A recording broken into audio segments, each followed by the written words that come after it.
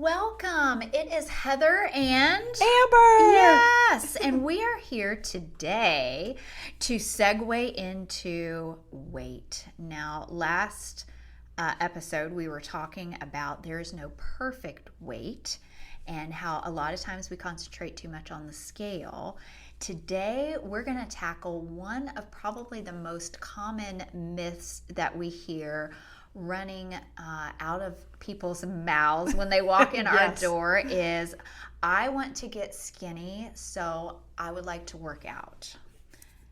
And I look at them and I'm like, okay, that's great, but, and you know me, I'm not the coddler. I will say working out won't make you skinny, right? You can work out all day long, every day. You will tone up and draw in, but theoretically, it is not probably going to get you to that goal weight that you're imagining in your head if you are not changing your nutrition. Amen. It always comes in, and I always take my fingers to my mouth and I don't say anything at first. And I'm like, it's what's coming in here that's going to determine what it is that you're going to weigh or how your body's going to change a little bit more dramatically. Because we all see, it's so funny, what I picture in my mind are like the sumo wrestlers, right?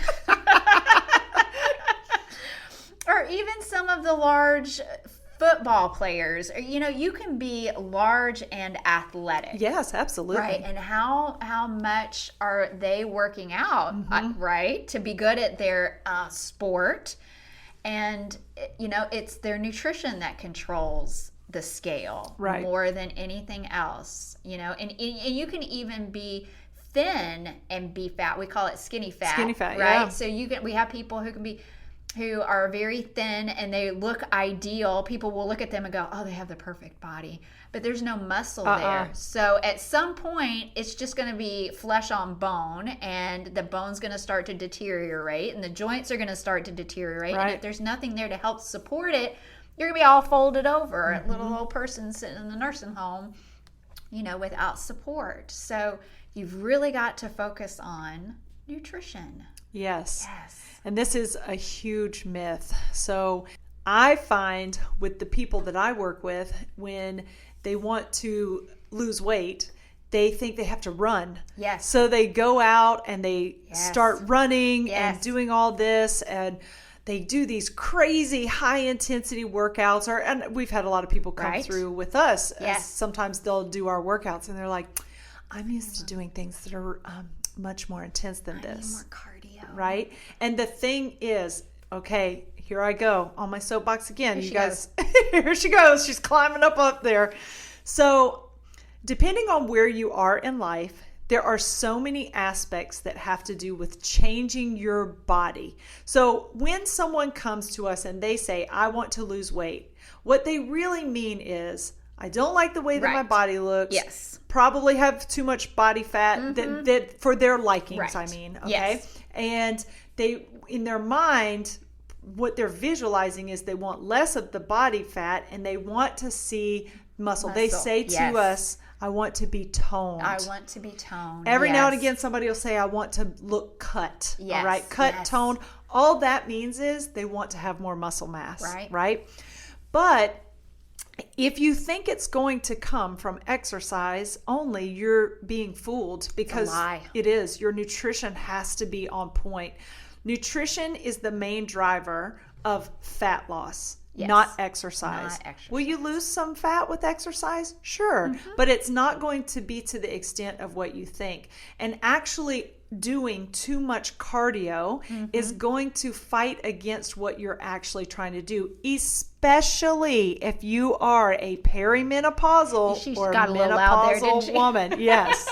So ladies, don't be the cardio queens anymore. You've got to stop with that. It's not doing what you think it's doing. And really, especially if you are over 30, especially if you are perimenopausal and menopausal females, you absolutely need to be strength training. Strength training should be the base of your workout for maintaining that muscle mass. And we say that a lot because it's very important. But when you look at your nutrition, now we've got to get into the whole picture of you. Right. It's balance. We keep going back to yes, balance. It is balance. And here's another thing. I need to know some things about you. What's your diet history like? Have you yo-yo dieted your whole life? If you have, the absolute last thing you need to be doing right now is eating too low of a calorie or doing another diet. Yep. A lot of times I have to work with my clients, number one, on mindset to break them out of the diet culture habits that they have. So let me give you some examples. I can't have carbohydrates. I can't eat past 7 o'clock at night. I have to fast until lunchtime in the morning. I can't eat rice and beans together.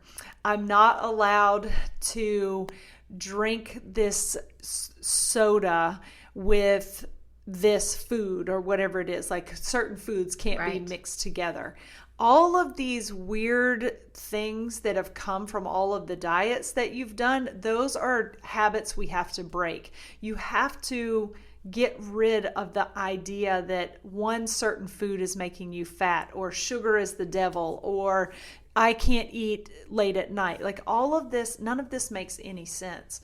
It doesn't, but that's what they're pushing. Yes. Right? Tell the story about the one client that just came from a facility that specializes loosely in nutrition, if you want to call it that. Dieting, I would call it that. Yeah. And what they were going to have them eat the watermelon and chicken. Oh my gosh. Right? Okay, no, this was another personal trainer. I can't even call them a fitness professional. Okay. Yeah, the woman was she was following a diet. I don't know if the personal trainer gave it to her or not. She wasn't losing weight. And the trainer said to her, okay, for the next week, I only want you to eat chicken and watermelon. And I about stroked out right there. It's a Southern summer diet. Oh my God, Southern summer diet. Could it be fried chicken? No, I'm kidding. Yes. So I was just infuriated by that because number one, you're starving her to death. Right. That's what's going to make her lose weight. Yeah, and what's going to happen is that's actually going to send her body into a place where you don't want it, where it's not going to lose weight. Right. But another story, because I've helped multiple people from a place that is a loosely termed weight loss place. When you cut your caloric intake so low, so 1,200 calories was an old school thing that they taught us. I mean, even when I was coming up through college, we talked about 1,200 calories. A lot of doctors were trained on 1,200 calories. This is not something that anyone needs to follow anymore. You actually have to eat enough calories to support your body. And if you are trying to lose weight, you probably know that you need to be in a calorie deficit, but it can't be severe. It has to be a coaxing of your body with just a gentle decrease. And that's only if your body is healthy. Because if you've been dieting, you actually have done what I call affecting your metabolism. Now, don't take it as you're broken and you can't fix it or anything like that, because you'll hear people talk about your metabolism is now broken. Screwed up. Yes. So it affects your metabolism in this way. It slows your metabolism down, all right? Your basal metabolic rate, it brings it down. And that is why people who diet a lot or extreme diet have a hard time losing weight. It comes off in the beginning and then they get stuck. They start gaining weight. Yeah, they plateau or they gain weight and they're like, why am I gaining weight? I'm eating and doing the same things that I was before.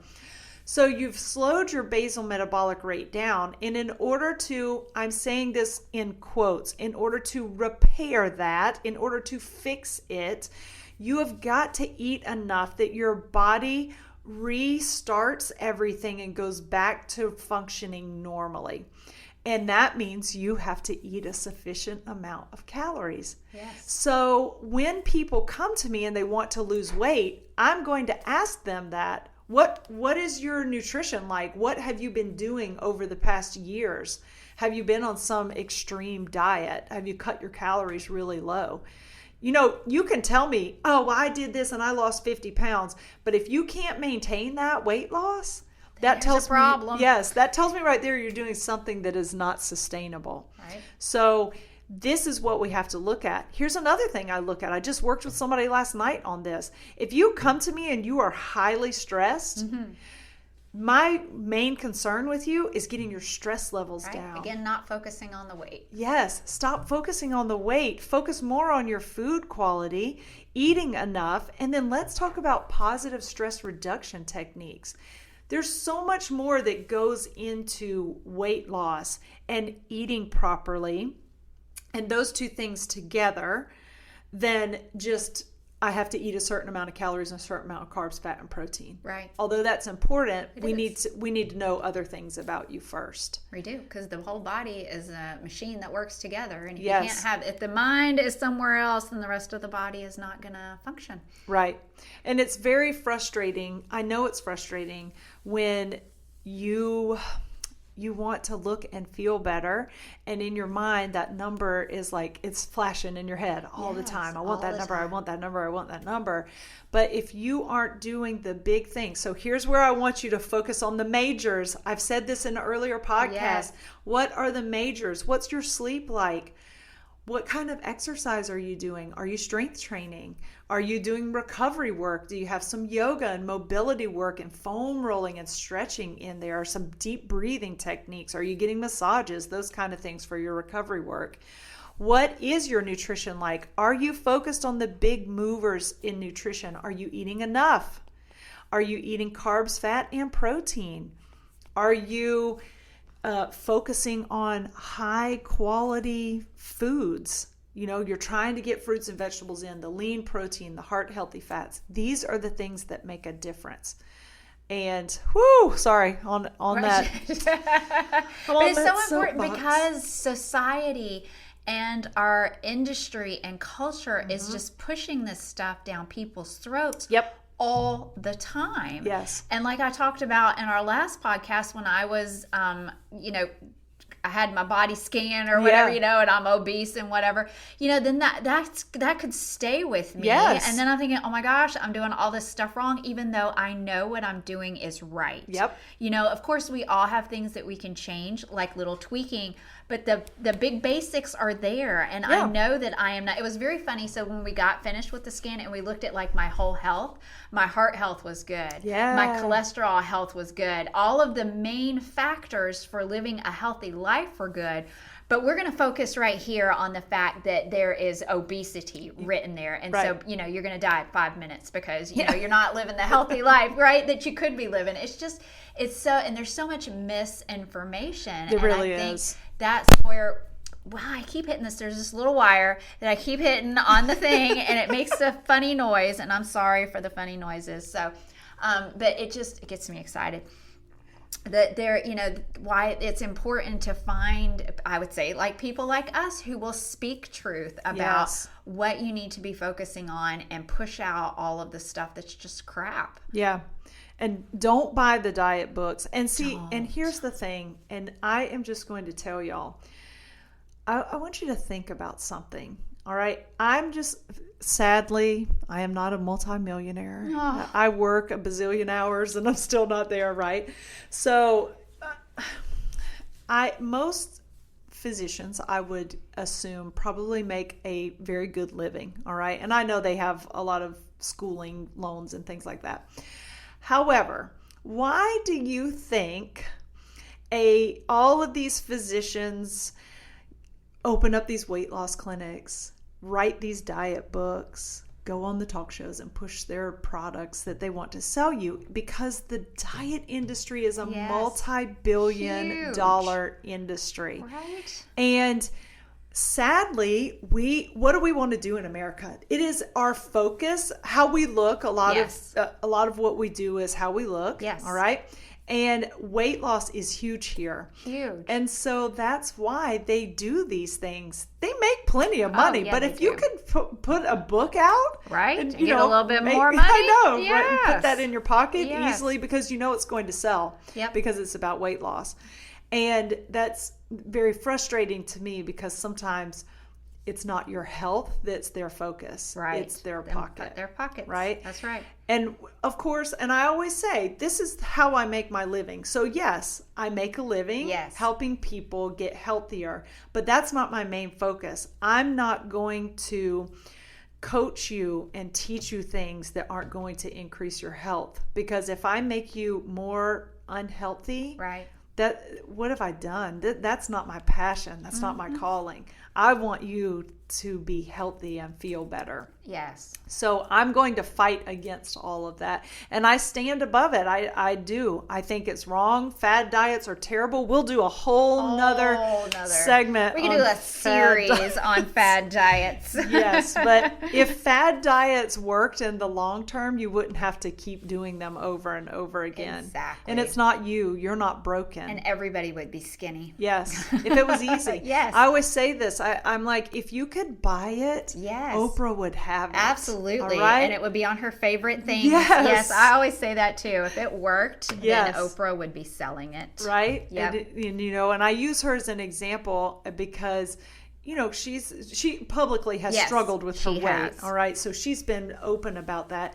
And she has enough money. I always laugh and say she could hire me to follow her around and smack food out of her hand. Yes, but, exactly. She could just pay me to do that all day. Yeah. But in seriousness, there is no fast way to it. No. There is no magic. Right. The magic is you. The magic is changing your mindset. That's right. And understanding that you've got to make some changes in life. And above all else, it should be health focused. Absolutely. The magic happens between your ears. Yes. How about that? For a lot of things. There we go. Yes. No lie. And we digress. This is what happens often when we get together talking about it. There's much digression. But anyway, hopefully you got the point that we were trying to make about, that, you can't make it happen fast. It's not going to. You can't work out to make yourself skinny. You can't, just focus on one. I also get this a lot. I would like to make this part of my body smaller. Just this one part. Yeah, just this one part. Yeah. I would like to do enough whatever exercise to make this one little part of my body smaller. And it's just, we're a whole body. Yes. We've got everything. The food that comes into your mouth affects everything. Yes. Not just one little part of your body. And you can't do exercises just to change that one little part of your body. No. Or you're going to have like Popeye arms. That's what I say. Walk around like big old arms, little bitty legs. Don't you remember back in the 80s, 70s and 80s, yes, nobody did anything for the backside. No. Now butts are really popular, but back then, no, we wanted to see the front side, just the front. And everybody just had these like flat butts, no hammies, Or a lot of the bodybuilder guys, they're really big at the top and they got skinny little bird legs because they don't ever do the lower body stuff. Yes. They just want to have that chest. Yes, the big arms, right? So funny. Wear baggy pants or something. I don't know. Yeah, so you don't want to be in not proportions. Right. You want to make sure you're working your entire body. And that is one thing you made a mention of, of course, spot reducing. So most of my ladies, we have a little extra around the middle and we all go, I want this to go away, or the inner thighs or whatever. But you have to work your whole body. As one. And you could do exercises that target your glutes. You can do exercises that target your biceps or target your shoulders, of course. But again, you don't want to be like the bodybuilders of back in the day that didn't do everything. We want to be balanced. Yes, balance. Balance in your workouts, balance in your food. Yes. Keep it all together. All together and all smooth. Well, I hope you enjoyed this version of Tool Talk. And until next time. Yes. Follow us, like us, subscribe us, share us. Yes, There's plenty of us for everybody. We have a lot to go around. We do. We hope you're having the best day, y'all. And guess what? We'll see you on the next episode. Bye. Bye-bye.